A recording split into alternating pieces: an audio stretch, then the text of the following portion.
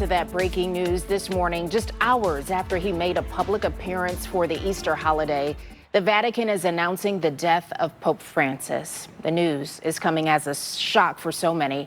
Good morning, I'm Tiffany Tarpley. News 5's Tessa DeTiro joins us live this morning from the Cathedral of St. John the Evangelist in downtown Cleveland.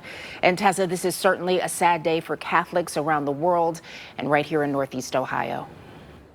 Certainly, Tiffany, and as you mentioned, a shock because we were able to see the Pope over the weekend celebrating for Easter Mass and for Holy Week, making a few brief appearances, delighting crowds at the Vatican, coming out on that balcony over St. Peter's Square, blessing the crowd, saying, brothers and sisters, happy Easter, and also having a brief meeting, as you heard, with Vice President J.D. Vance, exchanging Easter blessings as well. But all of this was a welcome sign because we have been following the Holy Father's health concerns. This is since February.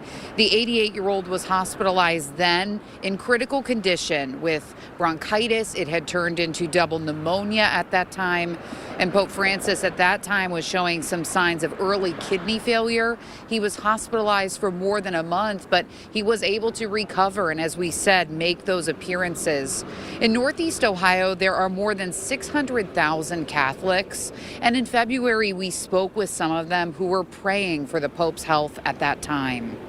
I'm deeply saddened to hear the Pope's condition. I wish him and send him my thoughts and prayers and hoping for a speedy recovery.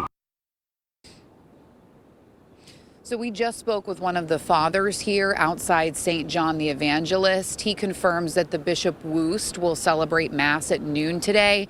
There will also be a Mass at 7:15 this morning where folks are expected to come and mourn the loss of the Holy Father. Now, what happens next? This starts a time period here of rites and observances as we mourn the passing of the Pope.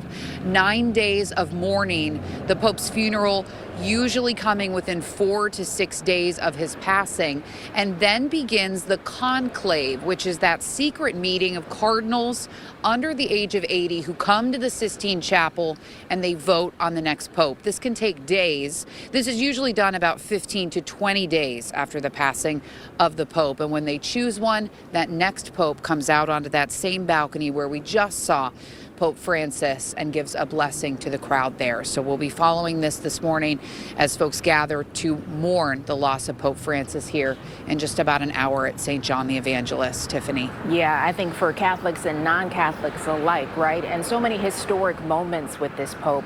We'll definitely be hearing more about his legacy. Thank you, Tessa.